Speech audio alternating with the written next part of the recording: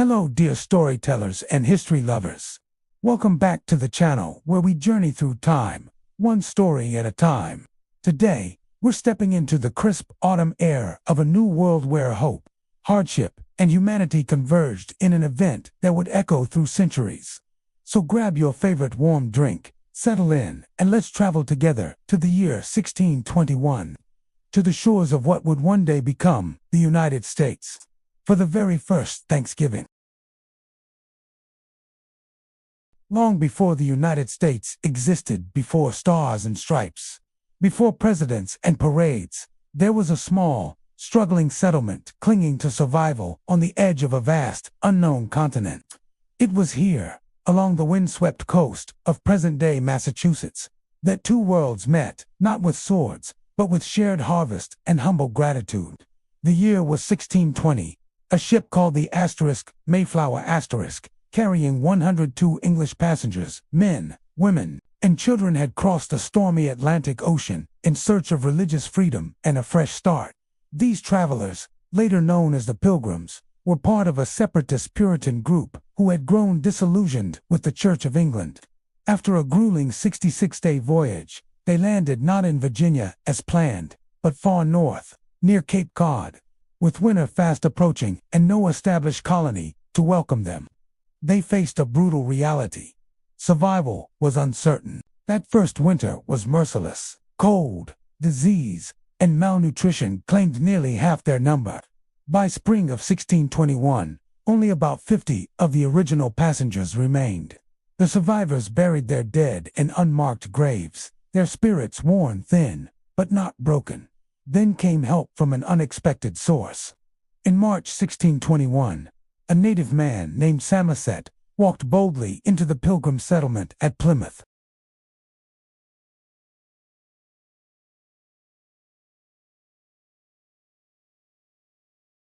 Samoset soon introduced them to another crucial figure, Massasoit, the leader or sachem of the Wampanoag Confederacy, a powerful alliance of tribes that had lived in the region for thousands of years. Massasoit saw opportunity in these newcomers, not as conquerors, but as potential allies. His people had recently been devastated by a mysterious plague likely brought by earlier European traders that had wiped out entire villages, facing threats from rival tribes like the Narragansett to the west.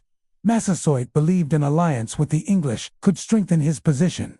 And so, in the spring of 1621, Massasoit and the Pilgrims forged a peace treaty, one of mutual defense and non-aggression. It was a rare moment of cooperation between indigenous peoples and European settlers, built not on conquest, but on necessity and respect. But survival still required more than peace, it demanded food. And that's where another remarkable individual stepped forward, Tisquanum, better known as Squanto. Squanto's story is one of tragedy and resilience.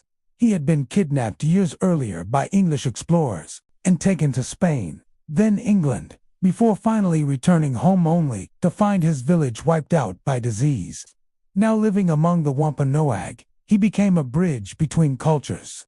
He taught the Pilgrims how to plant corn using fish as fertilizer, where to fish, and how to tap maple trees for syrup. Without his guidance, the colony might have perished entirely. Thanks to Squanto's knowledge and the fertile lands of Patuxeta, the Wampanoag name for the area the Pilgrims called Plymouth, settlers harvested a bountiful crop in the fall of 1621.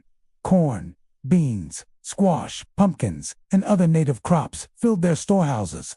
For the first time since arriving, they had enough to eat and reason to celebrate. Governor William Bradford, the colony's leader, declared a day of Thanksgiving. But this wasn't a religious holiday in the modern sense.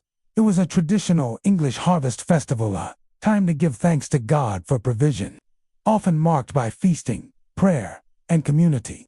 What followed was not a single meal, but a 3-day celebration, sometime between late September and early November 1621.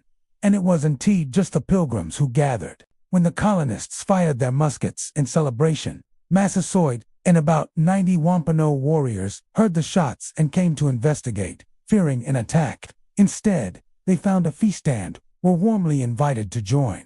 So began an extraordinary gathering, around 50 English settlers and 90 Wampanoag men, sharing food, stories, and camaraderie over 3 autumn days. The menu likely included venison Massasoits. Men brought 5 deer, wildfowl, such as ducks, geese, and possibly turkey, as well as corn, shellfish, nuts, berries, and squash. There were no pies or cranberry sauce. Those came much later, but there was abundance, laughter, and a fragile but genuine bond. This event, now remembered as the first Thanksgiving, was never repeated in quite the same way. The peace between the Wampanoag and the English lasted for over 50 years, a remarkable span in colonial history. But, as more settlers arrived, tensions grew. Land disputes, cultural misunderstandings, and broken promises eventually led to conflict.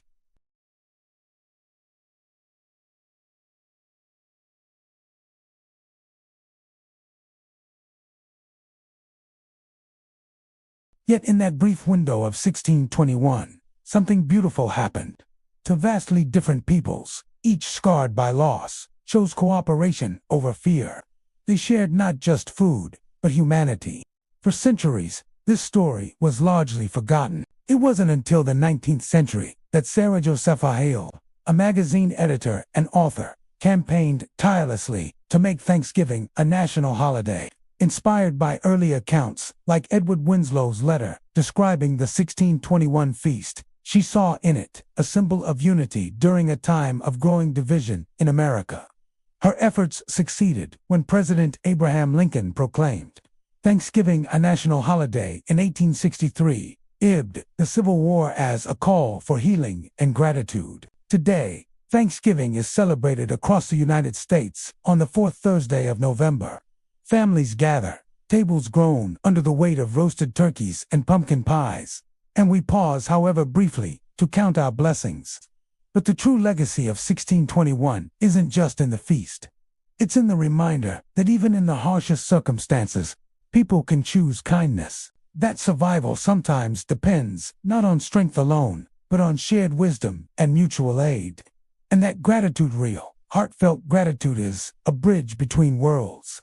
Of course, modern historians and Native communities rightly urge us to remember the full story, not just the harmony of 1621, but the pain that followed. The Wampanoag people are still here today, preserving their language, culture, and truth. Their perspective reminds us that Thanksgiving is complex, a celebration for some, a day of mourning for others.